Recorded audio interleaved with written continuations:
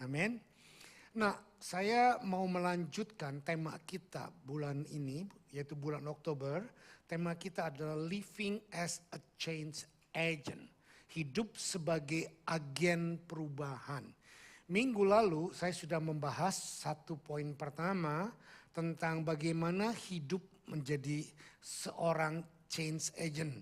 Dengan mempunyai satu keyakinan, we have eternally secure. Dan saya tidak mengulang lagi itu di dalam poin saya dalam eternally secure itu ada di mana salah satu bukti orang yang secure adalah kerendahan hati. Seperti Paulus berkata bahwa dia tidak peduli akan pelayanannya, akan hidupnya, akan gerejanya. Tetapi yang dia pedulikan adalah bagaimana hidupnya bisa menjadi seperti Kristus. Nah, untuk highlight ini saya akan remind kepada kita bahwa ada ayat yang ingin saya ingatkan, Kolose 3 ayat 9. Jangan lagi kamu saling mendustai karena kamu telah meninggalkan manusia lama serta kelakuannya. Nah, eternally secure atau kita berasa hidup kita sudah di dalam kekekalan bersama dengan Tuhan dan kita sudah menanggalkan manusia lama kita. Nah, saya tidak perlu mengulang lagi, tetapi saya ingin meneruskan bahwa salah satu, nah ini statement yang paling baik dari Jerry Bridge yang berkata, God's ultimate goal for us is that we be truly conformed to the likeness of His Son in our person as well as in our standing. Di sini statementnya sangat bagus sekali, sangat cocok dengan firman Tuhan yang berkata bahwa sebetulnya tujuan utama Tuhan dalam hidup kita, selain kita nanti masuk dalam kekekalan bersama dengan Dia, dalam perubahan hidup kita, Tuhan tidak pernah menjanjikan hidup tanpa masalah. Tuhan tidak pernah menjanjikan bahwa hidup kita akan lenggang-lenggang kangkung. Tuhan tidak pernah berjanji bahwa engkau akan lewat jalan tol. Ini bukan tol Indonesia. Kalau tol Indonesia tambahin all. Ngerti nggak?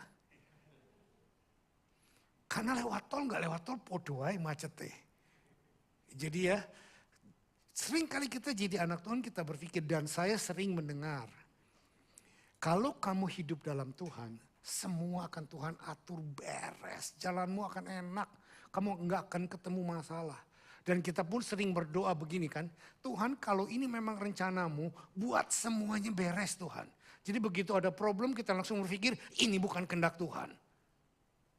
Saudara, this is very wrong concept. Ini sangat-sangat keliru. Yang Tuhan mau dalam hidup kita adalah bukan cuma lewat jalan tol, tapi begitu menghadapi kemacetan, kemasalahan, turning dan lain sebagainya, kita tahu Tuhan tetap bersama dengan kita. Tuhan tidak pernah meninggalkan kita. Dan justru persoalan-persoalan yang kita hadapi, entah itu penyakit, entah itu salah, entah itu kita kepleset, jatuh dalam dosa. Perhatikan statement saya, jatuh dalam dosa, bukan hidup di dalam dosa. It's totally two different thing. Sangat berbeda di mana orang jatuh dan di mana orang hidup. Ya, nanti kita akan perjelas. Tetapi tujuan pertama daripada hidup Tuhan buat kita adalah untuk mengubah kita, untuk menjadi serupa dengan gambarnya. Nah, minggu lalu saya sudah sampai kepada poin pertama, that God want us to know that we are eternally secure in Him. God want us to know that we are eternally secure in Him. Ayatnya 1 Yohanes 5 ayat 13 berkata, semuanya itu kutuliskan kepadamu supaya kamu yang percaya kepada Anak Allah tahu bahwa kamu memiliki hidup yang kekal. Minggu lalu saya sudah jelaskan, apakah Tuhan berjanji kepada kita, kamu akan memperoleh hidup yang kekal kalau kamu tidak pernah buat dosa? Ada ayatnya? Ada ayatnya? Enggak ada. Tapi kenapa kita sering waktu kita kepleset jatuh dalam dosa, kita sering berkata bahwa aduh gua nggak selamat. Aduh aku kehilangan keselamatan. Waktu kita membuat sesuatu persoalan yang melanggar firman Tuhan, dengar baik-baik. Kita jatuh dalam dosa. Tapi waktu kita jatuh dalam dosa tidak mengubah status kita yang sudah memiliki hidup yang kekal. Yang mengerti katakan amin. Kalau kita jatuh dalam dosa, kita kehilangan keselamatan, maka apa yang terjadi? Penebusan oleh darah Kristus yang menjanjikan kehidupan kekal untuk selamanya tidak terjadi. Dan lebih parah lagi, maaf jangan tersinggung, saudara dan saya tidak ada satupun yang selamat. Kenapa? Coba jawab pertanyaan ini dengan mendasar. Yakinkah saudara pada waktu saudara mau menghadap Tuhan dalam kekekalan atau menghadapi kematian, saudara tidak ada dosa sama sekali? Siapa yang berkata yakin? Nah, kalau saudara yakin seperti itu, saudara sudah melanggar kitab Efesus yang berkata keselamatan hanya oleh iman dan di dalam anugerah, bukan karena perbuatan. Tangkap ini?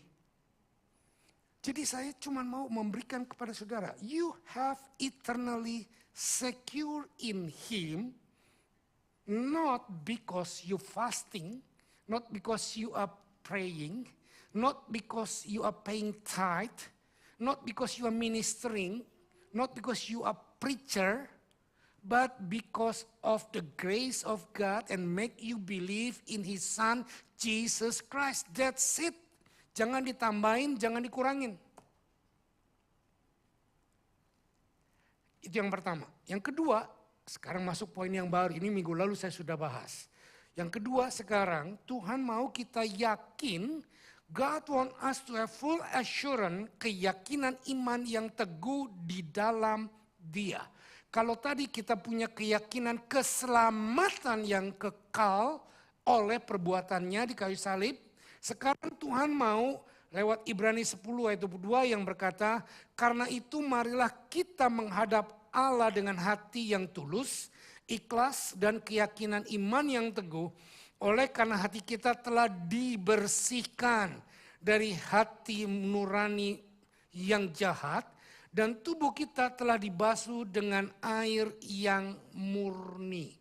Perhatikan, hati kita telah diubah, dicuci, dibersihkan oleh firman dan kuasa Roh Kudus, betul? Betul? Statement ini titik. Sekarang saya bawa. Mungkin gak kita gagal? Sangat mungkin. Nah, waktu kita gagal untuk menjaga hati nurani kita untuk murni, tidak membuat kita kembali kepada kehidupan sebagai orang dunia. Nangkep gak? Seringkali kebodohan kita anak Tuhan, saya buat statement ini. You done or you did is determine you living. Perbuatan kita yang sudah kita lakukan sering menetapkan kita, membuat kita menyatakan diri kita bukan anak Tuhan. Contohnya, waktu saudara jatuh dalam dosa, saudara sering berkata, dulu waktu saya remaja masih ada satu lagu, mungkin Pak Stephen yang pinter nyanyi, ingat lagu ini. Lagu ini dikarang oleh penyanyi terkenal grup dari Bandung. Aku jauh, engkau jauh, aku dekat, engkau dekat. Bimbo. Yang jawab siapa tadi? Ijul. Ternyata dia lebih tua dari yang saya duga. Saudara lihat, inilah sikap agamawi. Tuhan bertindak karena kita bertindak lebih dulu. That's not the point at all. Tuhan tidak pernah jauh walaupun kita jatuh dalam dosa, walaupun kita menjauh. Dia ada di dalam diri kita. Terus ada yang pintar Alkitab lagi berkata, Pak, Om, bukankah Yesaya berkata, Yeremia 29, bahwa waktu kita jatuh dalam dosa kita terpisah dari Tuhan. Betul, secara spirit kita terpisah dari Tuhan, tapi roh Tuhan tidak pernah memisahkan diri dari hidup kita. Coba pertanyaan ini, kalau kita jatuh dalam dosa, roh Tuhan meninggalkan kita, mungkin gak kita bertobat? Mungkin gak kita rasa bersalah? Dan banyak orang yang berdosa tidak merasa bersalah karena Roh Kudusnya tidak dibiarkan untuk menegur mereka. Nanti kita akan masuk.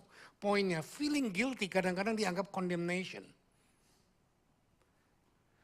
Saudara, di sinilah letaknya. Kita memiliki keyakinan bahwa kuasa Tuhanlah yang menyuci hati kita, dibersihkan, mempunyai hati nurani yang murni. Coba lihat saya, maaf, siapa suka nyuci? Kok malu sih angkat tangan nyuci apa? Nyuci baju. Nah, oke, nyuci baju, gosok, cemplung, langsung angkat terus jemur gitu. Diapain? No, itu udah melewati jalur. Nah, dikucek-kucek dulu, disikat dulu. Saudara, membersihkan pun seperti itu. Waktu Roh Kudus berkata kepada kita, hei kamu salah, maaf gak nunjuk ke sana. Hei kamu salah gitu. Nanti tersinggung gue ditunjuk-tunjuk gitu. Istri saya sering bilang jangan nunjuk-nunjuk kalau khotbah, ya nunjuk diri sendiri. Hei kamu salah. Terus apa yang terjadi? Tuhan ampuni, selesai, angkat, selesai. Secara spiritual yes, but secara psychological dan praktikal kita perlu disikat, kita perlu dikasih deterjen, perlu diucek-ucek, betul nggak? Baru kita langsung dijembreng bersih. Dan nggak perlu cuma sampai di situ. Setelah kering, kita perlu disetrika. Saudara, kenapa sekarang ada banyak orang yang perlu facelift, botok, tarik jidat, tarik pipi, tarik hidung. Kenapa? Karena terlalu sering dicuci, nggak pernah disetrika.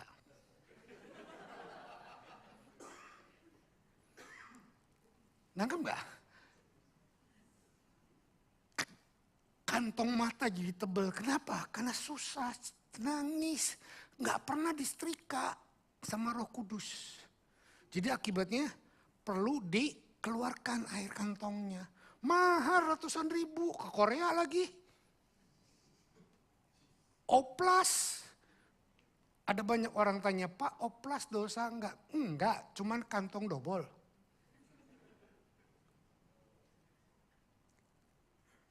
Ada orang sarankan saya oplas, wajah saya segar karena selalu dicuci oleh deterjen firman Tuhan dan disetrika seperti kereta langsir oleh setrikaan Roh Kudus. Amin. Mempunyai satu keyakinan yang murni di dalam Tuhan bahwa Tuhan mampu melakukannya. Are you with me? Ketiga, keyakinan ini yang perlu kita miliki waktu kita punya eternal life di dalam Tuhan. God want us to have certainty about our calling in Him. Tuhan mau kita memiliki satu keyakinan yang mantap tentang panggilan. Kalau yang pertama tadi tentang keselamatan, yang kedua tentang hati nurani yang murni secara assurance garanti dari Tuhan. Lalu yang ketiga kita mau supaya panggilan hidup kita itu di dalam Tuhan sangat clear. Karena itu saudara-saudaraku 2 Petrus 1 ayat 10. Karena itu saudara-saudaraku berusahalah sungguh-sungguh supaya panggilan dan pilihanmu makin teguh.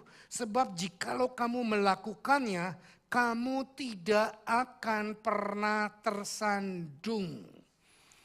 Pada waktu kita sungguh-sungguh berjalan di dalam firman Tuhan, Kuasa Roh Kudus akan menjamin kita terus punya pikiran Tuhan. Walaupun kedagingan kita masih ada, saudara perhatikan minggu lalu saya sudah katakan hidup lama kita tidak mati. Ada banyak orang bilang kita bunuh kehidupan yang lama. No, you can't. Kehidupan lama masih ada. Dan terus akan mengikuti kita kemanapun kita pergi.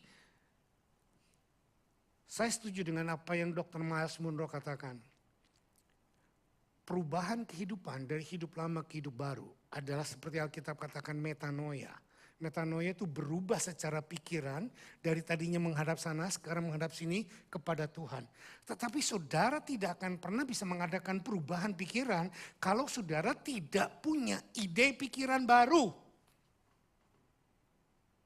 Dari mana ide pikiran baru? Firman Tuhan. Kalau baca firman Tuhan aja nggak pernah kalau di gereja. Ya gimana mau berubah? Maka 20 tahun jadi anak Tuhan tetap tersinggungan. Tetap sombong. 15 tahun bergereja pelayanan ogah. Tapi kalau diajak fellowship makan datang. Disuruh bangun pagi pelayanan asyir. Aduh gue gak bisa bangun pagi dari sononya gue bangsawan. Tahu bangsawan? Bangsanya tangi awan. Biasa bangun siang.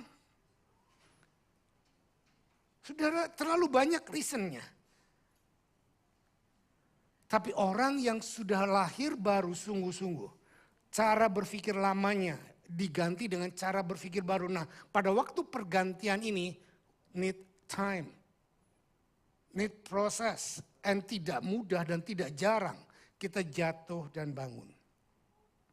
Dan jangan give up. Jangan give up. Tapi seringkali kita sebagai anak Tuhan yang tidak mengerti kebenaran firman ini, seringkali terlalu dini menjudge orang. Contoh-contoh, kalau ada seorang hamba Tuhan yang hebat, terus jatuh dalam dosa, kita langsung judge bukan cuma sekali, judge aduh, gak layak dia. Iya mestinya begini. Jadi dibicarakan kemana-mana. Ini loh. Saya mau berkata, kejatuhan hamba Tuhan ini bukan identitas hidup hamba Tuhan ini. Nanggap gak? Saya gak pakai contoh jemaat, pakai contoh hamba Tuhan yang luar biasa dipakai Tuhan. Dia mungkin jatuh, keseleo, semua orang bisa jatuh, tapi makanya saya sangat marah kalau ada orang yang hamba-hamba Tuhan jatuh, langsung disebarkan, digosipkan kemana-mana. Saya bilang, please don't do it. Mari kita doakan, supaya Roh Kudus akan membangkitkan dia kembali. Dia punya Roh Kudus pada waktu dia jatuh dalam dosa, pasti dia tuh sudah terintimidasi. Roh Kudus sudah memberikan templakan, bukan condemn. Roh Kudus memberikan conviction, not condemnation. Bedakan mana conviction, mana condemnation. Mungkin timingnya sama, mungkin feelingnya sama. Tetapi conviction adalah menyadarkan. Pak, hey lu salah. Stop sampai situ. Kalau condemnation, pak lu salah. Lu goblok, lu gini makanya gini. Nah, itu condemnation. Saya nggak berkata kalau ada hamba Tuhan yang jatuh, saudara yang nggak usah dia saudara tetap salahkan dia, it's okay, itu salah. Tapi stop sampai di sana. Doakan dia, hiburkan keluarganya, hiburkan pelayanannya, hidupkan gerejanya. God want have certain in our calling. Coba saya jawab pertanyaan ini. Ada nggak di antara saudara yang tahu apa panggilan hidupmu? Angkat tangan. Nggak ada. Berarti saudara nggak ngerti apa panggilan hidupmu. Atau saudara nggak ngerti bahasa Indonesia. Dari tadi kok kelihatannya bengong. Terserah lu dah om. Lu mau ngomong apa lah terserah. Lu kan gembalanya lah. Saudara. Kalau kita tidak tahu apa panggilan Tuhan dalam hidup kita, dengar baik-baik. Kita akan sangat mudah bisa dibelokkan, dibawa kemanapun. Karena kita nggak punya tujuan hidup yang pasti. Contoh. Jangan pakai nama orang lah, saya lagi ntar tersinggung, ntar nggak ke gereja lagi. Saya keluar dari rumah, tutup pintu, jebret. Terus ada teman saya datang. Sam, mau kemana kamu? Nggak tahu nih, gue lagi nganggur. Mau kemana aja nggak tahu, yang penting gue keluar. Terus dia bilang, ikut gue yuk. Mana? Ke City, ngapain? Jalan-jalan. Daripada lu nganggur, ya oke lah ikut. Lihat gak saudara? Karena kita nggak punya tujuan yang pasti. Ada orang yang ngajak, ada orang yang memberikan ide, kita dengan mudah mengikutinya. Tapi kalau saya keluar rumah tutup pintu, blad, saya mau ke gereja, saya mau begini, terus ada Ijul datang. Om, yuk kita makan. Makan wagyu om, kesukaan om. Nah ini baru peperangan baru. Ini baru peperangan. Mau ngikuti kesukaan atau mau mengikuti roh? Ya. Tapi kalau saya punya tujuan yang pasti, saya akan berkata, sorry Jul, saya harus ke gereja. Jul bilang, om, temenin dong aku makan. Saya bilang, sorry Jul, kalau dirubah harinya gimana? Ya kan, pas aku nganggur, pas kamu bisa, oke kita pergi. Wagyu men. Sudah lihat maksudnya? Pada waktu saudara punya tujuan hidupmu mau kemana. Ada orang yang nyodorkan sesuatu yang berbeda. Saudara akan dengan mudah menolak. Because you know what is your calling. You know what your purpose and destiny. But when you don't know, it's quite easy other people to influence your mind. To change your mind. To change your purpose and destination. Oke. Itu 3 hal. Yang pertama, God want us to have eternally secure. Nomor 2, God want us to have full assurance. Nomor 3, God want us to know the clarity of our calling. Tetapi 3 hal ini saja tidak cukup. Karena ada beberapa orang yang sudah hidup dalam pengertian seperti ini. Tetapi mereka ternyata berubah pikiran. Dan berubah, saudara akan berkata, om, tante, pak, saya melihat ada banyak orang yang tadinya luar biasa hebat, tetapi sekarang kok tiba-tiba mundur.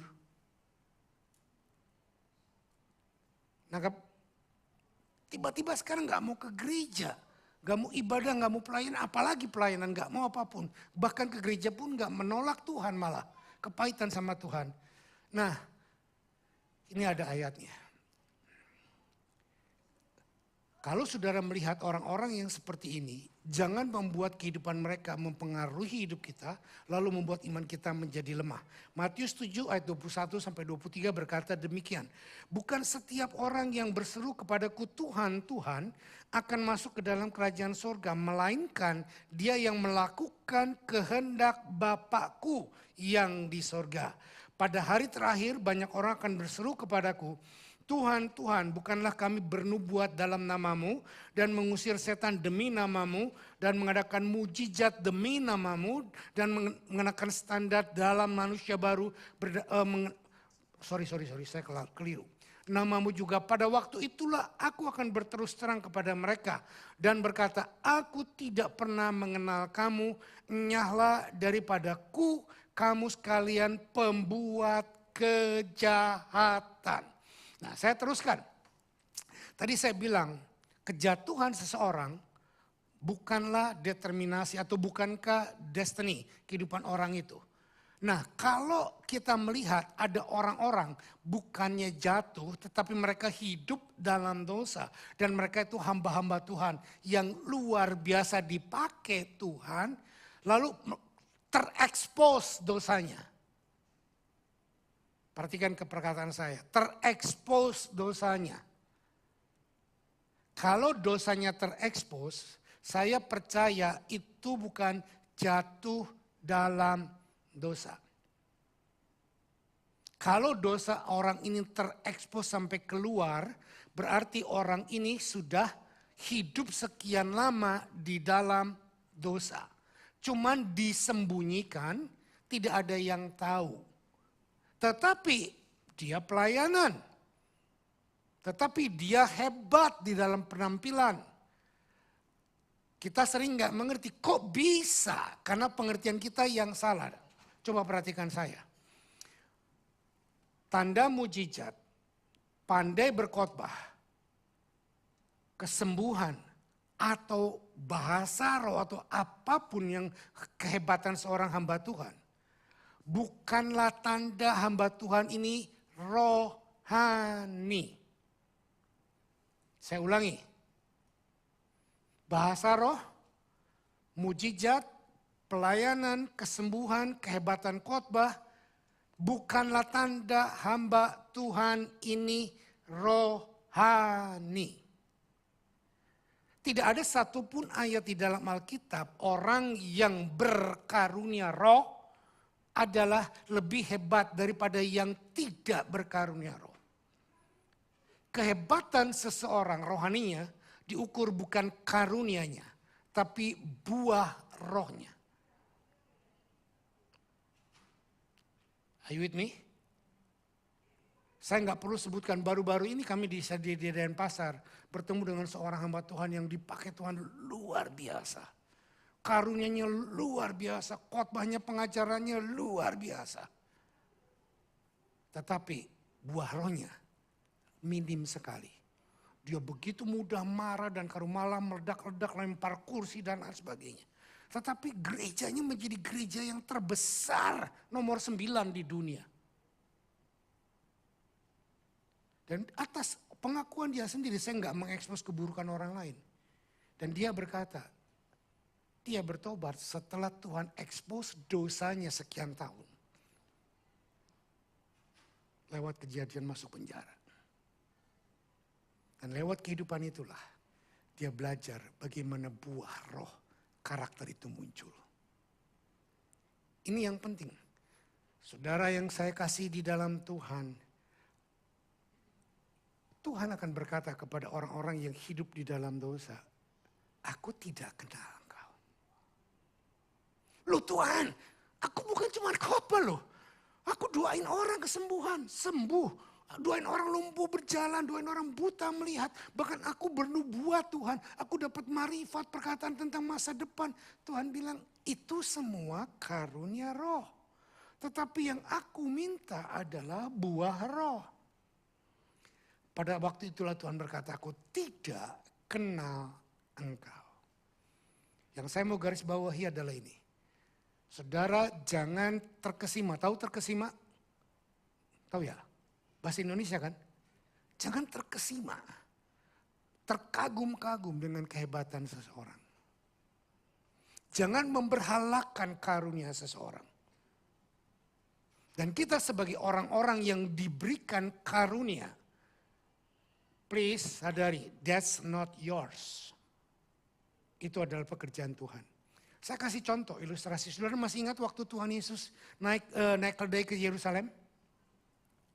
Kenapa dia naik keledai? Kedelai. Enggak kuda. Seorang raja tidak pernah naik keledai.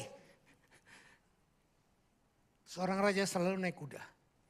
Tuhan memilih keledai. Karena itu yang dinubuatkan dalam kitab Yesaya. Dan dia harus memfitkan itu untuk melakukannya. Nah pada waktu dia pakai keledai, dia suruh muridnya pergi ke Siti. Di situ ada 2 keledai. Satu tua, satu muda. Ambil yang muda. Katakan kepada yang punyanya bahwa Tuhan Yesus mau pakai. Dan muridnya seperti orang bodoh. Nurut saja. Mana mungkin sih. Coba kalau Adi bilang, dia pergi ke dealernya Bugatti. Ambil mobil satu bilang om saya mau perlu. Mau gak? Adi akan mikir. Om Sam ini waras gak ya? Om Sam ini lagi sakit gigi apa enggak ya? Gitu loh. Tapi ini yang terjadi. Ilustrasinya seperti ini. Murid ini berkata baik, dia pergi. Dan betul, dia lepaskan keledai muda yang ditambat di Siti, di kota. Waktu yang punyanya nanya, itu keledaiku buat apa? Tuanku mau pakai. Diam aja dia. Dan nanya, siapa Tuan lu? Enggak. itulah kuasa Tuhan. Waktu Tuhan melemparkan perkataan, ada kuasa otoritas yang menyertai untuk melakukannya. Jadi poinnya, apakah betul Tuhan yang mengatakan atau keinginanmu sendiri? Kalau tadi Adi berkata, Bugatti itu mah keinginannya Om Sam. Salah, Om Sam gak pernah suka mobil sport. Dari dulu Om Sam gak pernah suka mobil sport.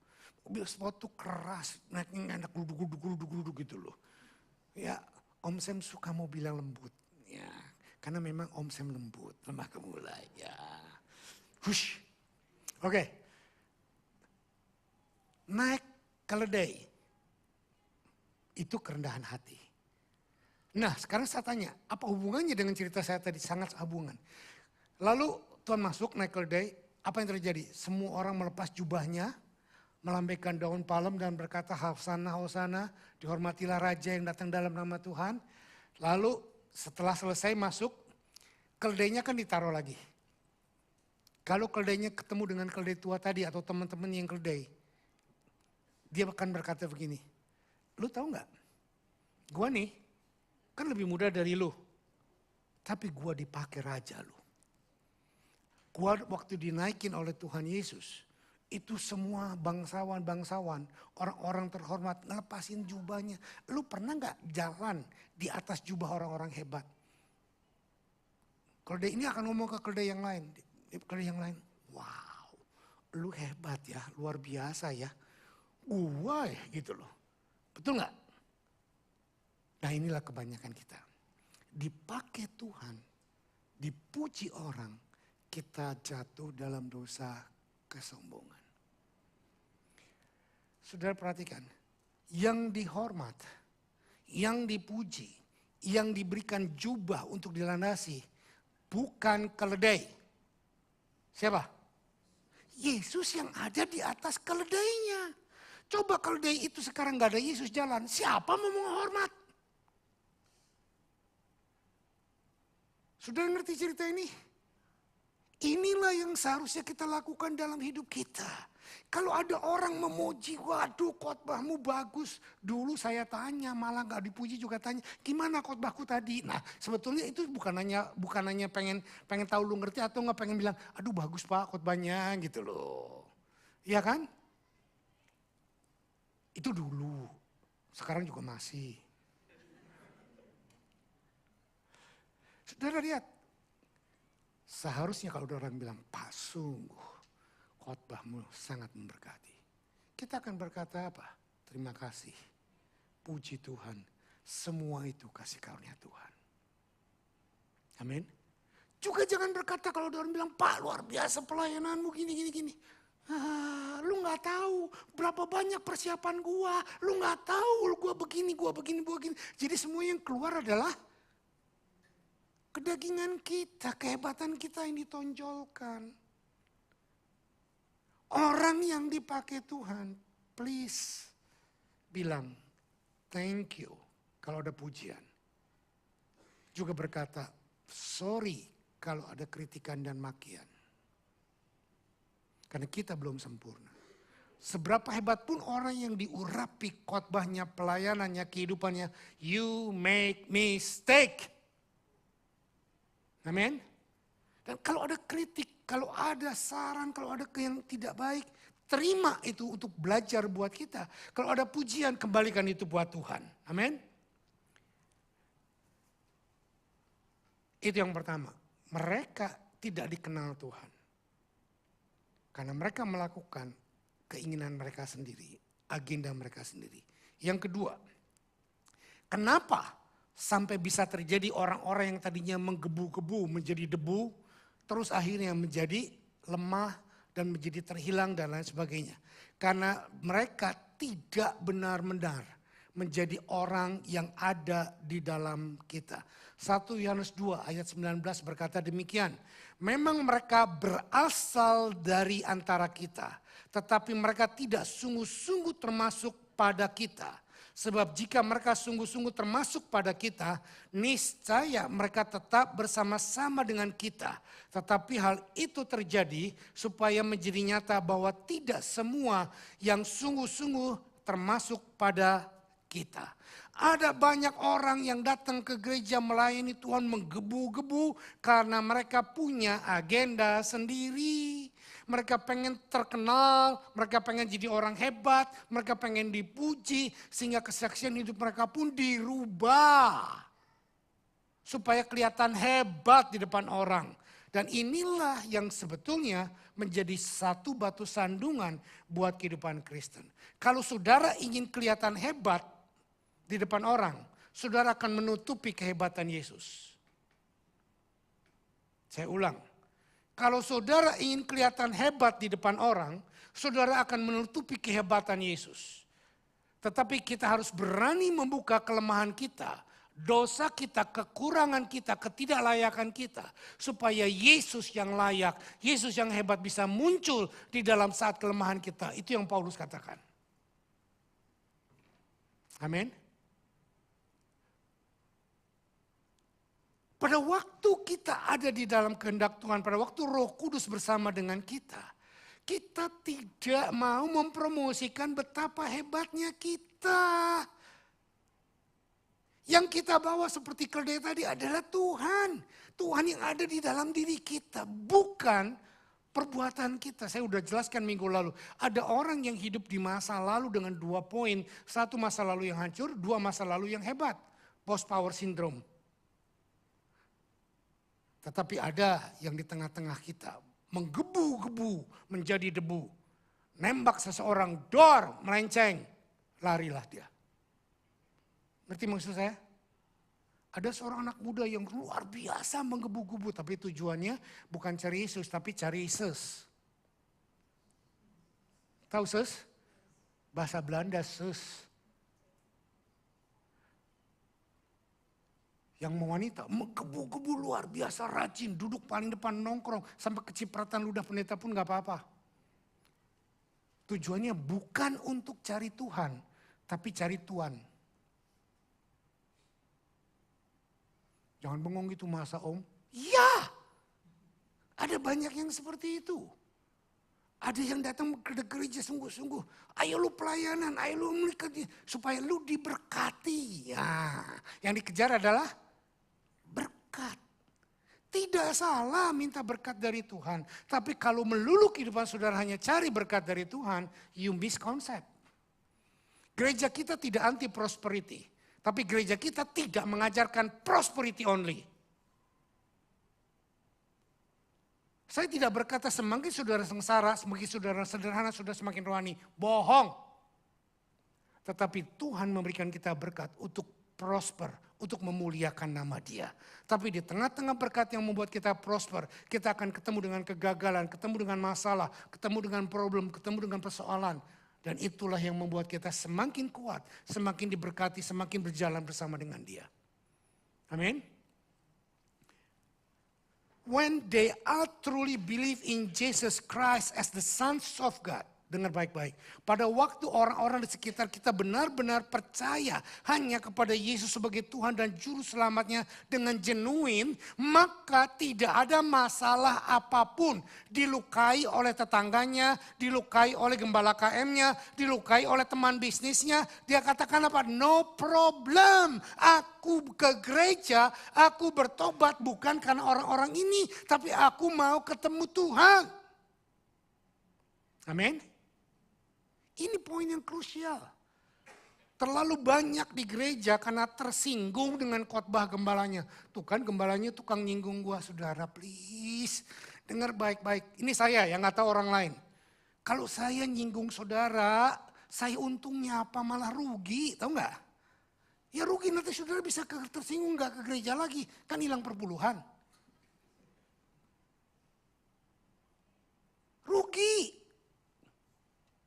Kan hilang persembahan, rugi. Tapi kalau saudara tersinggung karena firman Tuhan yang saya sampaikan, bukan karena saya sengaja menyinggung Anda. Tapi memang Roh Kudus sedang menemplak Anda, sedang memberikan conviction kepada Anda. 1 Yohanes 5 ayat 13 berkata demikian. Semuanya itu kutuliskan kepada kamu supaya kamu yang percaya kepada nama anak Allah itu tahu bahwa kamu memiliki hidup yang kekal. kekal. Prioritas saudara ikut Tuhan, percaya kepada Tuhan untuk kehidupan kekal atau untuk kehidupan yang minggu lalu saya katakan apa yang ditawarkan oleh manusia di muka bumi. Kesuksesankah, kehebatankah, nama besarkah, keterkenalankah, atau peluang bisniskah. Kalau ke gereja itu banyak bisnismen, nanti siapa tahu kecipratan, proyek dan lain sebagainya. Ada gereja-gereja yang menawarkan hidup dengan kesuksesan, successful kehidupan. Saya tidak bertentangan dengan itu. Tapi saya menawarkan hidup di dalam Tuhan lebih daripada sekedar sukses. Apa namanya? Fruitful. Sukses akan membuat kita yakin bahwa aku yang bisa. Tapi fruitful hanya bisa terjadi waktu ranting nempel ke batang, ada akar dan berbuah. Are you with me? Dunia bisa membuat Anda sukses. Kerja keras bisa membuat Anda sukses. Sekolah bisa membuat Anda sukses. Kenalan, koneksi dengan pejabat bisa membuat Anda sukses. Tetapi hanya ranting yang nempel kepada cabang dan kepada akar yang akan mengeluarkan buah yang lebat. Are you with me? Dan buah yang lebat inilah yang dicari Tuhan, bukan sukses. Kesuksesan bisa dibuat oleh manusia, tapi berbuah lebat tidak bisa dibuat oleh manusia. Manusia cuma bisa menyirami, manusia cuma bisa ngasih pupuk. Tapi berbuah atau tidak itu urusan dengan akar dan batang. Are you with me? Nah, sekarang saya mau tawarkan kepada Anda. How we are going to have eternally secure. Bagaimana caranya kita akan menghadapi atau memiliki atau memproses kehidupan kekal itu. Satu. Knowing atau mengetahui. 1 Yohanes 5 ayat 13. Semuanya itu kutuliskan kepada kamu supaya kamu yang percaya kepada nama anak Allah tahu bahwa kamu memiliki hidup yang kekal. Senggol kiri kanannya. Tahu. Loh gak dilakukan, come on, yuk. Senggol kiri kanannya, tahu bilang. Jangan takut tersinggung, kalau tersinggung biar urusannya Om Sam. Tahu ya, yang sebelahnya nggak ada, belakang dah, depan, tepuk punggungnya depan. Tahu ya, gitu loh. Ketahuilah. Yuk, knowing. Kita baca yuk ini statement yang saya buat sama-sama. 2, 3.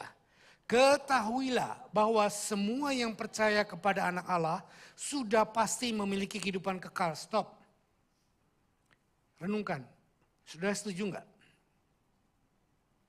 Semua yang percaya kepada Yesus sebagai anak Allah sudah memiliki kehidupan kekal. Percaya nggak? Kok melihat saya? Percaya? Oke, kalau percaya kita teruskan. Yang nggak percaya jangan ikutan.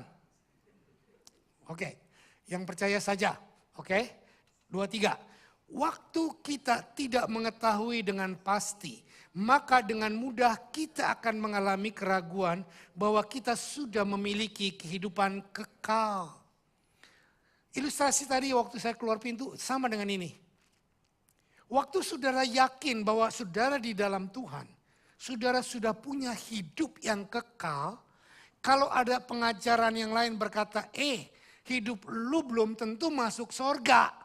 Kalau lu jatuh dalam dosa, kalau lu berbuat salah, kalau lu nggak bayar perpuluhan, kalau lu nggak bahasa roh, kalau lu nggak begini, kalau lu nggak begitu, lu nggak masuk surga. Saudara dengan mudah saudara akan berkata, nah lo bagaimana gua dong? Gua belum bahasa roh, gua belum begini, gua belum begitu. Nangkap nggak?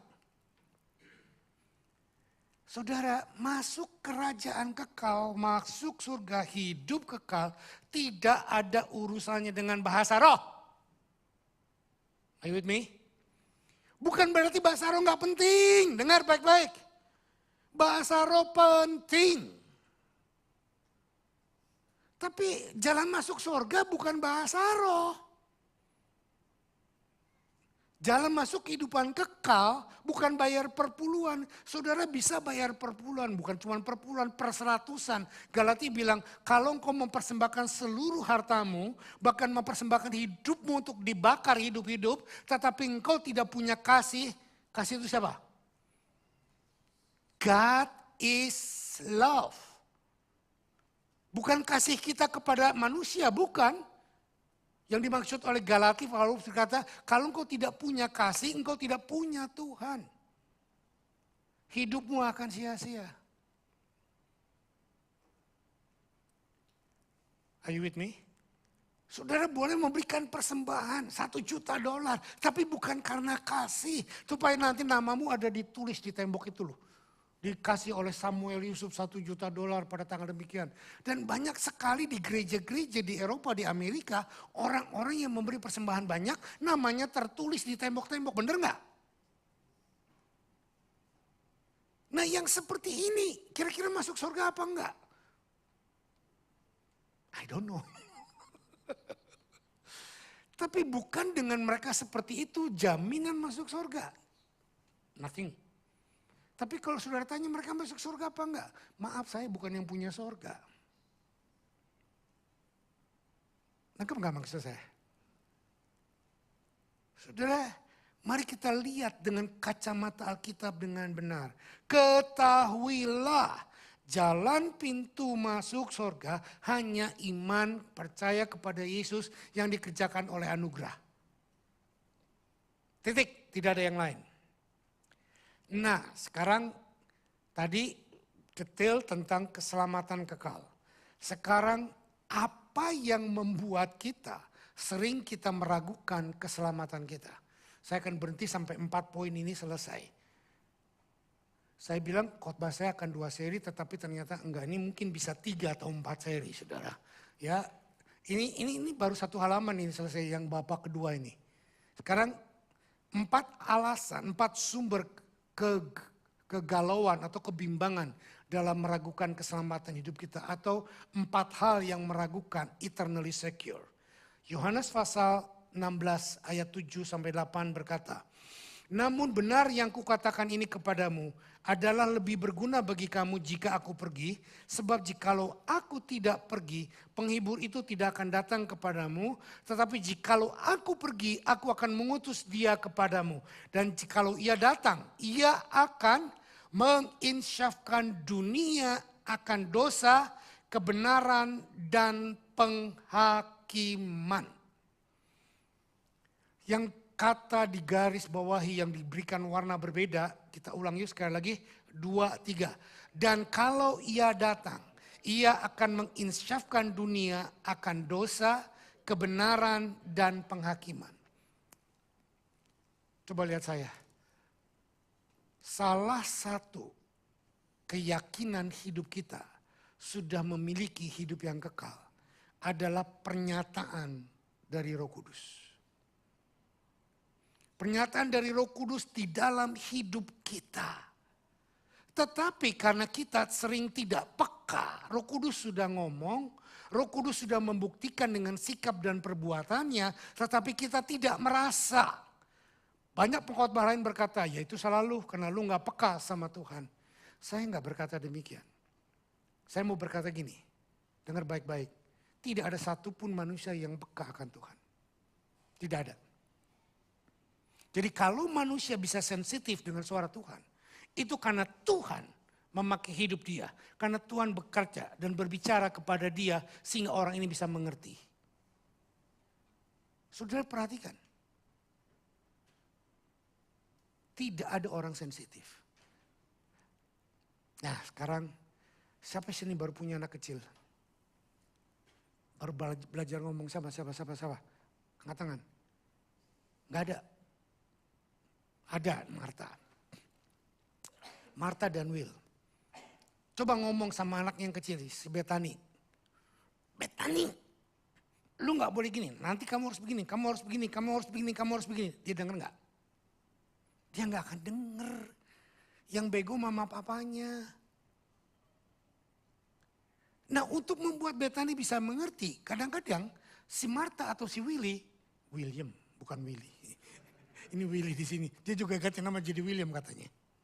Oke, lihat saya sekarang. Kita sering membuat mimik muka kita, betul nggak? Nggak boleh begitu. Coba ngomong sama Om Sam. Om Sam, nggak boleh begitu. Gimana? Kaplok. Iya nggak? Kenapa kita ngomong sama anak yang derajat IQ-nya, bukan IQ sorry, yang derajat pengertiannya jauh lebih rendah dari kita.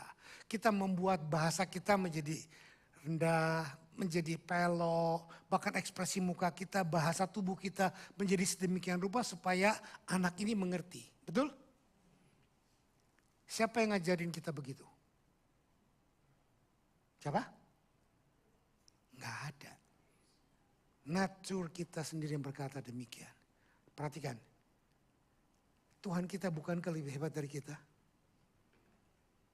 Dia tahu sampai di mana dewasanya kerohanian kita. Dan dia akan menurunkan derajat kerohaniannya. Sampai selevel dan waktu dia ngomong dengan orang ini akan mengerti apa yang dia katakan. Are you with me? Dengar baik-baik. Tuhan saya bukan Tuhan yang berkata gini. Gue udah ngomong ya sama lu. Kalau lu gak ngerti itu urusan lu. Itu Samuel. Saya udah ngomong, udah khotbah nih panjang lebar. Sudah gak ngerti, emangnya gue pikirin. Tapi kalau Tuhan tidak begitu. Tuhan kalau ngomong pasti penting. Dan pasti akan membuat kita mudah mengerti, diaplikasikan. Dengan caranya. Kalau saudara terlalu mata duitan, Tuhan akan bicara dengan mengambil duitmu. Supaya kamu, security kita hilang. Lalu kita cari Tuhan. Kalau saudara terlalu cari berhalanya adalah kepujian, saudara akan direndahkan serendah-rendahnya supaya saudara kehilangan pijakan dan saudara akan berkata, ya hanya Tuhan yang aku cari. Ini loh cara kerja Tuhan. Tuhan berbicara lewat penemplakan Roh Kudus yang dikatakan di sini menginsyafkan. Nah, menginsyafkan itu dengan rasa bersalah. Kalau saudara tidak pernah merasa bersalah, saudara tidak pernah sadar bahwa engkau salah. Tadi saya sudah jelaskan sepintas bahwa conviction dengan condemnation dua hal yang berbeda, tetapi pekerjaannya sama. Menemplak, mengingatkan kita akan kesalahan, kelemahan kita, tapi tujuannya berbeda. Banyak orang bilang, Tuhan gak pernah kasih kita feeling guilty. La ilaha illallah. Jangan diterusin. Kalau Tuhan gak kasih kita feeling guilty, berarti Roh Kudus tidak bekerja menemplak dosa kita. Guilty is something good. Sama rasa sakit.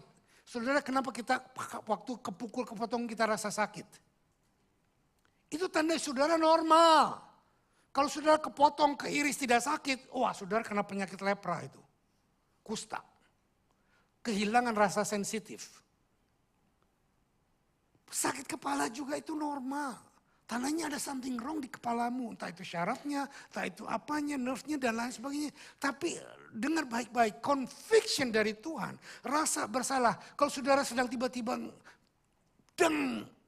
diingatkan hal-hal yang tadi aku salah begini, aku begini. Saudara jangan tolak dalam nama Yesus, iblis tolak aku benar. No. Please dengarkan apa yang Roh Kudus katakan. Dan setelah dengar dengan baik, koreksi diri dan biarkan Tuhan berbicara kepada kita. Kalau memang kau salah, be humble, be gentle, minta ampun sama Tuhan. Dan kalau itu ada urusannya dengan orang lain, approach orang itu. Datangi orang itu dan bicara, sorry ya tadi aku salah. Are you with me? Ada banyak kita berpikir setelah Tuhan tegur kita salah. Terus kita akan bilang, aku udah minta ampun kok sama Tuhan. Kepada sesamanya kita nggak beresin. Ini belum lengkap. Pada waktu saudara minta ampun dosa sama Tuhan, dosa kita diampuni. Tetapi untuk pemberesan harus ada dua It's take two to tango katanya. Kalau saudara sudah minta ampun, orang itu tidak mau mengampuni atau tidak, urusannya dia. Bukan urusanmu. Kesombongan kita, keegoan kita berkata, iya kalau dia mau sadar, kamu mengampuni, kalau enggak, it's okay. Pengampunan bukan datang dari dia, dari diri kita sendiri. Amin. Demikian juga orang lain, kalau ada orang lain datang minta ampun, aduh lu enak aja lu ya minta ampun. Lu enggak tahu nih sakitnya hati ini. Sakitnya tuh di sini, bukan di sini. Saudara mau melihara sakit? Mau membiarkan sakit? Atau saudara mau membereskan sakit? Seringkali kita memilih untuk mendiamkan. Dan membuat sakit ini menjadi-jadi makin lama, aduh dipikirin kalau nanti gini gimana, kalau nanti gitu gimana. Terus dijabarin, diuraikan, dielaborate sampai akhirnya kita gak bisa tidur. Sampai akhirnya kita jadi nantinya stres, sampai akhirnya jadi kita gak karuan karena cara berpikir kita. Saudara, coba pikirkan, apakah dengan cara berpikir kita yang tidak mau mengetahui bahwa Tuhan sudah menginsafkan dunia dan menginsafkan dosa kita. Tuhan juga bisa menginsafkan orang lain. Amin. Amin. Oke, itu yang pertama. Knowing. Dan yang knowing ini adalah kedua. Contradiction lifestyle. Gaya hidup yang berbeda dengan kebiasaan yang Tuhan mau kita lakukan. Galatia 5 ayat 19 sampai 21. Perbuatan daging telah nyata, yaitu percabulan, kecemaran, hawa nafsu. Saudara, kenapa dibilang Hawa yang nafsu, bukan Adam nafsu? Hah? Pernah gak mikir ke sana? Saya ini kadang-kadang memang suka nyeleneh gitu loh ya. Hawa nafsu. Hawa yang nafsu, jadi bukan Adam yang nafsu ya. Lalu saudara tanya, lalu jawabannya apa om? Gak tahu. Oke, perbuatan daging telah nyata, yaitu percabulan, kecemaran, hawa nafsu. Penyembahan berhala, sihir, perseteruan, perselisihan, iri hati, amarah, kepentingan diri sendiri, percideraan, roh pemecah, kedengkian, kemabukan, pesta pora, dan sebagainya. Terhadap semuanya itu kuperingatkan kamu seperti yang telah kubuat dahulu. Bahwa barang siapa melakukan hal-hal yang demikian, ia tidak akan mendapat bagian dalam kerajaan Allah. Saudara, dari cermin ini, dari daftar yang sudah diberikan oleh Paulus kepada kita. Siapa yang berani berkata, saya sudah bebas dari semuanya itu? Jujur berarti nggak ada ya. Jadi dengan kata lain kalau pakai kategori ini tidak ada satupun yang layak masuk surga. Are you with me? Tapi saudara jangan salah baca. Bahwa barang siapa melakukan hal-hal yang demikian, ia tidak akan mendapat bagian dalam kerajaan Allah. Barang siapa yang melakukan hal-hal yang demikian. Artinya dengan kata lain, melakukan berulang-ulang terus. Walaupun ada di gereja, tapi pikirannya benci sama suaminya, sama istrinya. Walaupun ada di gereja, Tuhan aku pakai dia, tetapi dia berkata nggak bisa gua sakit hati sama mertua gua. Kalau bisa mertua gua mau tajahit mulutnya gitu loh. Saudara, ada banyak hal yang sering kali kita melihat dia kok baru ke gereja sudah diberkati tuh, dia naik kerjaan, dipromosi lagi. Gua yang udah lama pengen jabatan itu nggak naik-naik dari dulu. Nah saudara, masih kita lihat seperti itu. Kalau kita dalam hidup yang seperti ini masih terus demikian. Maaf bukan saya, tetapi Alkitab berkata, saudara masih dalam kehidupan lama, belum kehidupan baru. Orang yang dalam kehidupan lama memikirkan hal-hal yang sangat daging seperti ini. Tapi orang yang kehidupan baru bukan tidak pernah merasakan hal-hal yang seperti ini. Bukan berarti kalau kita sudah hidup dalam kebenaran firman Tuhan, sudah dipenuhi Roh Kudus, diurapi Roh Kudus, dan kita tidak pernah merasakan hal-hal yang seperti ini, itu saudara sudah jalan naik ke atas dengan terbang pakai sayap malaikat. Jangan salah mengerti, kita mungkin melakukan 1-2 hal seperti ini, tapi tidak kontinuitas. Oke? Amin. Yang ketiga, waktu saya sudah habis tapi saya akan selesaikan sampai yang keempat. Confusion about salvation atau kebingungan tentang keselamatan. Nah, saya membuat satu statement ini. Yuk kita baca 2, 3. Keselamatan kekal yang dari Tuhan akan berlaku kekal. Karena Tuhan tidak pernah berjanji memberikan keselamatan yang sementara.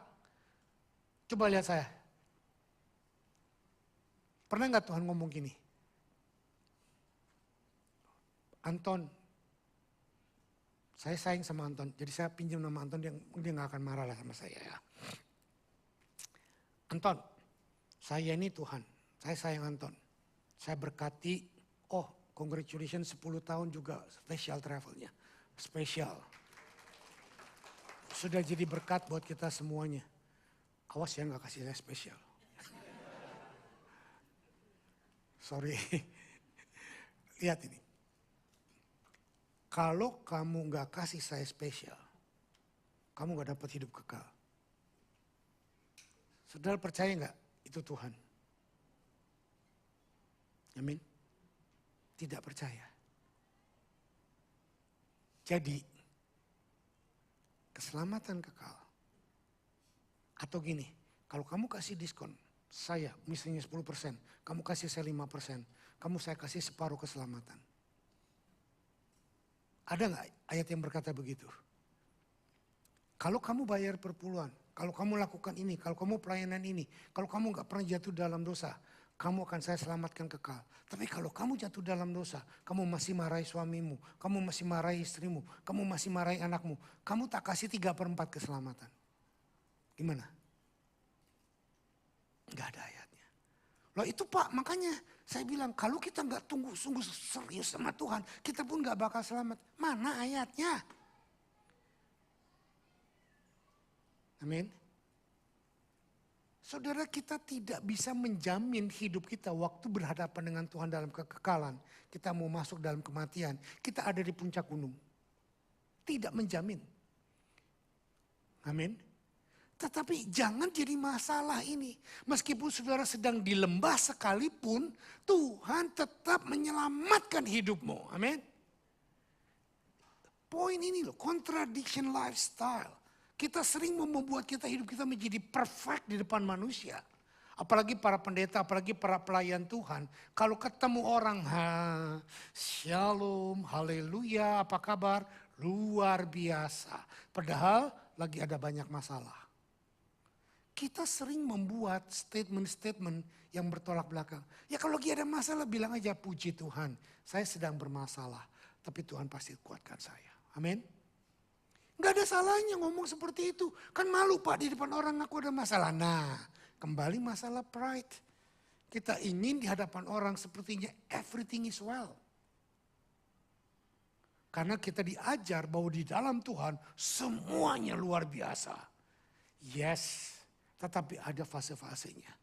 Daud sendiri mengalami lembah kekelaman. Daud sendiri mengalami gua peperangan.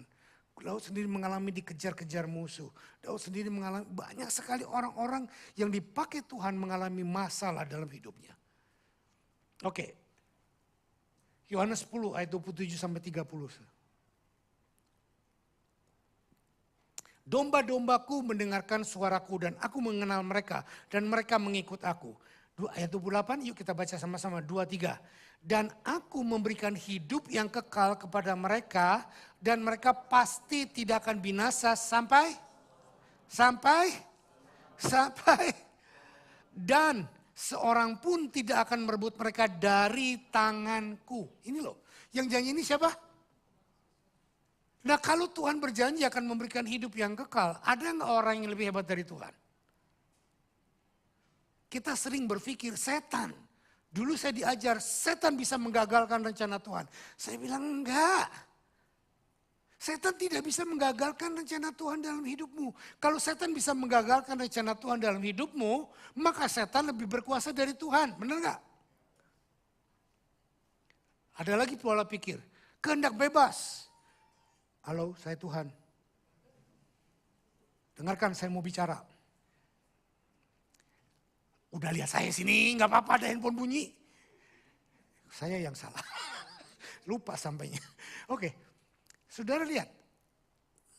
Kalau Tuhan memberikan keselamatan kekal kepada kita, kehendak bebas kita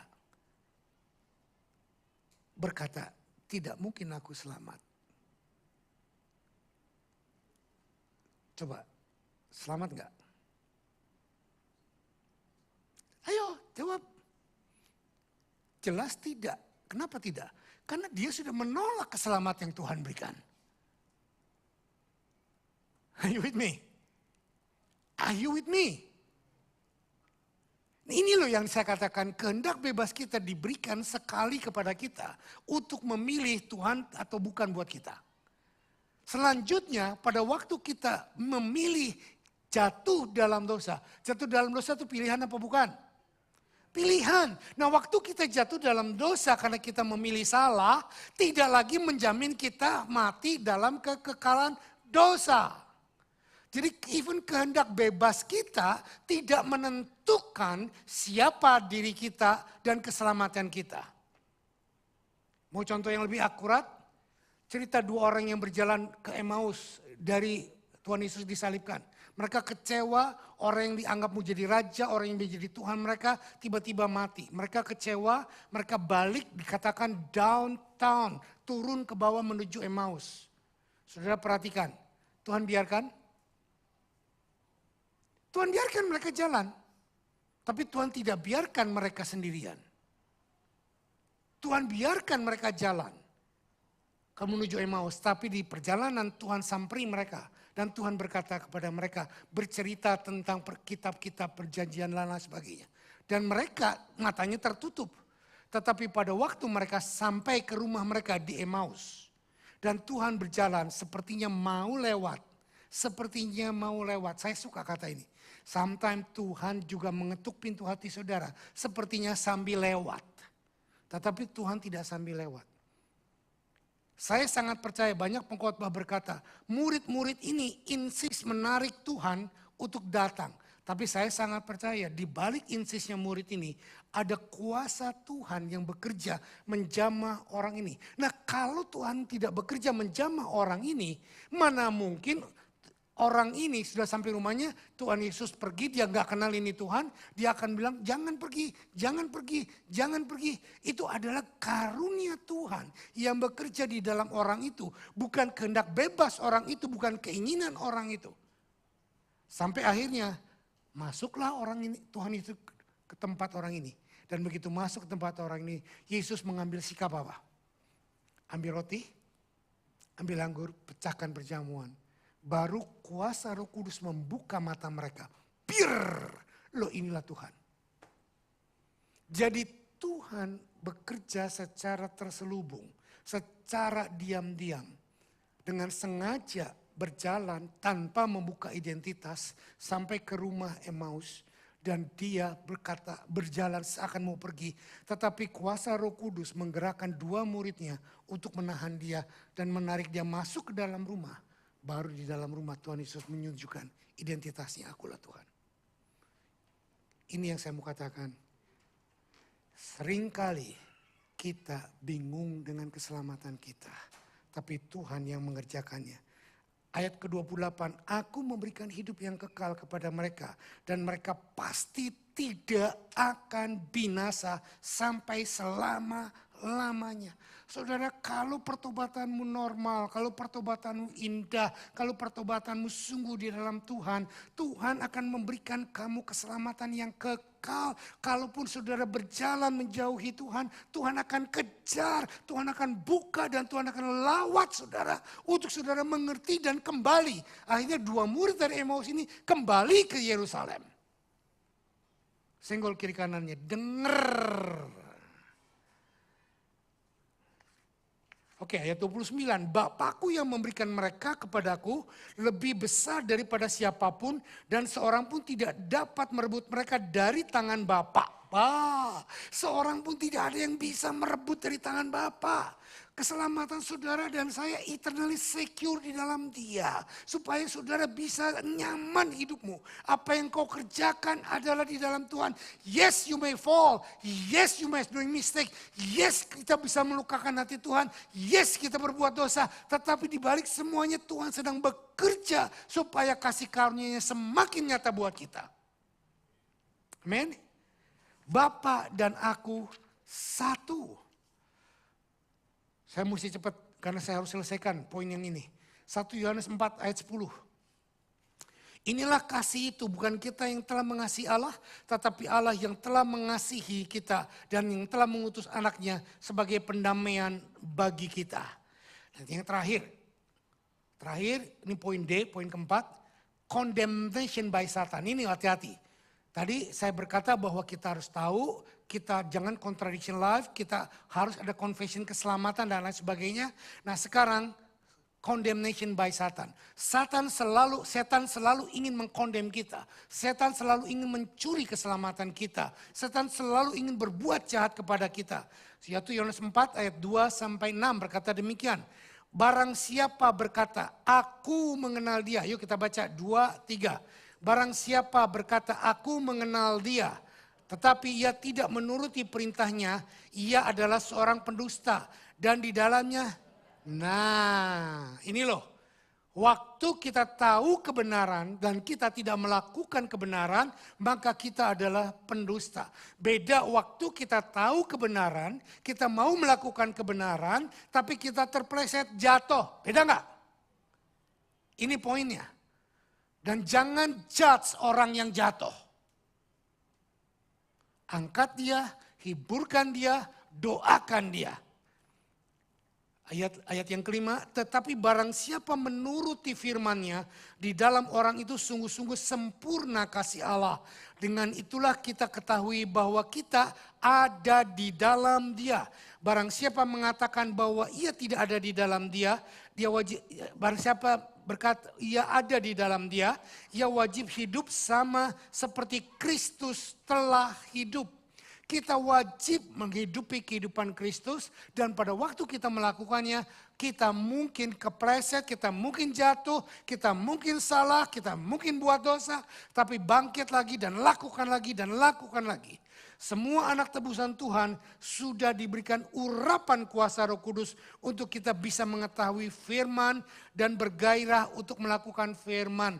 Kalau saudara tidak bergairah baca Alkitab, kalau saudara tidak bergairah melakukan firman, itu tandanya saudara masih bergairah melakukan yang lain.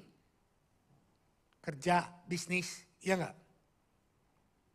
Kenapa kita kerja bergairah? Dapat duit. Jadi yang jadi Tuhan kita apa? Duit. Bukan karena Tuhannya. Seringkali kita bergairah kepada Tuhan supaya diberkati. Ujung-ujungnya dapat duit. Ini keliru. Kita datang kepada Tuhan, intim dengan Tuhan, supaya kita menjadi seperti Tuhan. Berkat pasti. Gak mungkin orang yang dekat dengan Tuhan tidak diberkati omong kosong. Oke, 1 Yohanes 2 ayat 20 dan 21. Tetapi kamu telah beroleh pengurapan dari yang kudus dan dengan demikian kamu semua mengetahuinya. Aku menulis kepada kamu bukan karena kamu tidak mengetahui kebenaran, tetapi justru karena kamu mengetahuinya dan karena kamu juga mengetahui bahwa tidak ada dusta yang berasal dari kebenaran. 1 Yohanes 4 ayat 13 terakhir. Demikian kita ketahui bahwa kita tetap berada di dalam Allah dan Dia di dalam kita. Ia telah mengaruniakan kita untuk mendapat bagian, perhatikan, berbahasa roh, tidak berbahasa roh. Waktu saudara bertobat terima Tuhan, saudara sudah punya Roh Kudus. Karena tidak ada satupun manusia mengaku Yesus Tuhan tanpa pekerjaan Roh Kudus. Tetapi kita harus cultivate pekerjaan Roh Kudus. Terus berjalan, dan akhirnya menjadi buah roh. Buah roh itulah yang menguatkan kita bahwa seringkali setan datang kondem kita. Lu gak layak. Lihat lo istri lo kayak gitu. Lihat suami lo kayak gitu. Lihat papa lo kayak gitu. Lihat mama lo kayak gitu. Lu gak layak. Itu condemnation dari Tuhan. Itu condemnation dari setan, sorry. Tapi yang Tuhan mau, memang kamu tidak layak. Betul. Tapi aku sudah menebus kamu. Kebenaranmu bukan karena kamu, tapi karena aku. Aku sudah mati di kayu salib. Mari kepadaku. Jadikan prinsip kebenaran dalam hidupmu. Ada yang berkata, Tuhan aku sudah berkali-kali jatuh. Tapi Tuhan kan berkata, aku tahu. Teruskan, jangan jerak. Bangkit lagi. Kasih karuniaku cukup bagimu. Terus berjalan, terus berjalan. Jangan mau dengarkan condemnation dari setan. Tapi dengarkan bahwa feeling guilty yang kau rasakan adalah pintu untuk bertobat dan menerima kebenaran firman Tuhan kembali. Dalam nama Yesus, saya mau berkata, bangkit. Saya mau berkata, keluar dari jerat-jerat iblis. Saya mau berkata, keluar dari kelemahan. Saya mau berkata, keluar dari tuduhan-tuduhan kau tidak layak. Karena Tuhan yang berkata, aku sudah menebusmu dengan tubuh dan darahku. Setiap minggu kita melakukan perjamuan kudus. Tuhan menghancurkan condemnation. Karena Tuhan sudah mengambil condemn itu sendiri di atas kayu salib. Dia terkutuk, dia tercabik-cabik. Dia diludahi, dia dihancurkan, darahnya tercurah. Supaya kita mendapat kelayakan di dalam dia. Kita tundukkan kepala. Terima kasih Tuhan. Terima kasih Roh Kudus. Terima kasih Bapa. Kami terima kebenaran firman-Mu. Terus kerjakan Roh Kudus. Supaya kami benar-benar bukan cuma ditemplak, bukan cuma disadarkan, tapi kami dibawa kembali kepadamu Tuhan. Kami lemah. Mungkin saudara yang sedang terpuruk jatuh. Mungkin saudara yang sedang ada di lembah kekelaman. Mungkin saudara yang sedang ada di gua-gua persoalan. Dengar baik-baik. Tuhan tidak membuangmu. Tuhan tidak mengutuk engkau. Kalau engkau merasa bersalah, itu adalah penemplakan, conviction dari Tuhan. Untuk membuat kau datang kepadanya. Marilah kepadaku. Mungkin kamu letih, mungkin kamu lelah, mungkin kamu berbeban berat. Tuhan katakan, aku ambil semuanya. Pikulah kuk yang kupasang dan belajarlah padaku.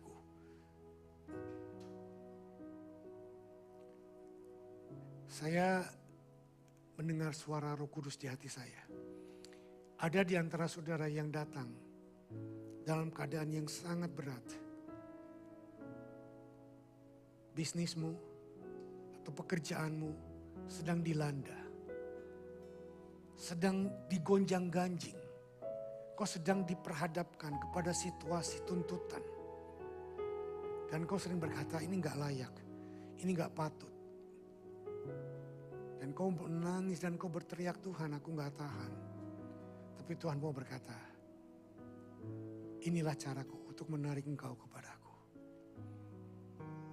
Saya gak perlu melihat angkat tangan saudara.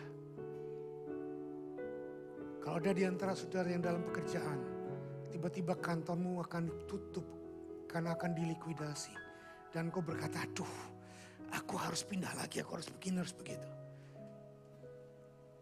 Tuhan sedang membawa engkau kepada satu fase di mana engkau tidak lagi mengandalkan kekuatan dan kemampuanmu. Mungkin suamimu, mungkin istrimu, mungkin orang-orang di sekitarmu sedang berkata, karena engkau tidak benar kerja, makanya engkau kena masalah ini. Tapi Tuhan sedang berkata, tidak. Aku yang sedang mendesain ini untuk menunjukkan kebaikanku kepadamu. Sehingga aku bisa dekat lagi dengan engkau. Jangan izinkan lembah-lembah atau gua-gua yang gelap untuk memperdaya engkau sehingga engkau tidak berdaya di hadapan Tuhan. Jangan izinkan turunnya strategi bisnis, turunnya omset, turunnya turnover, revenue, membuat kau masalah, membuat kau gelisah. Dunia tidak ada yang stabil, dunia semua fluktuasi. Tetapi Tuhan yang stabil, Tuhan yang akan terus menggoyangkan kita. Tuhan yang terus akan membawa kita. Terima kasih Tuhan. Hamba sudah sampaikan apa yang kau sudah nyatakan dalam hatiku. Sekarang Tuhan, jamah setiap kami dengan kuasa-Mu, dengan Roh Kudus-Mu. Sehingga kami pulang dengan satu keyakinan bahwa apapun permasalahan kami sedang di lembah. Mungkin penyakit, ada beberapa saudara yang sedang diganggu sakit terus menerus. Saudara berkata, aduh aku bosan, aku sebel. Mungkin penyakitnya tidak berat, tetapi berganti-ganti sakit. Dalam nama Yesus, Tuhan sedang memproses hidupmu untuk engkau melihat bagaimana kekuatanmu tidak lagi tergantung kepada hidupmu, tapi kepada Tuhan semesta alam. Terima kasih Tuhan. Hamba sudah sampaikan semua pernyataan-pernyataan Roh-Mu. Sekarang kami mau bangkit berdiri Tuhan. Kami mau berkata, let your kingdom come. Let your will be done in our life as it is in heaven. Kami tidak takut akan tuduhan. Kami tidak takut akan tuntutan keadaan. Yang kami tahu Tuhan, hidup kami securely internal di dalam Engkau. Tidak ada setan, tidak ada persoalan, tidak ada dosa, tidak ada apapun yang bisa mengganggu ini. Kalau kami sedang di lembah, itu kebaikan-Mu untuk membuat kami rendah hati. Kalau kami sedang di puncak gunung, itu kebaikan-Mu untuk membuat kami mengucap syukur bahwa Engkau sangat baik. Terima kasih Tuhan, persekutukan roti ini dengan tubuh-Mu, anggur minuman ini dengan darah-Mu, sehingga benar-benar kami berjalan di dalam eternally secure. Hanya nama Tuhan yang dipermuliakan. In Jesus mighty name we pray. Amen.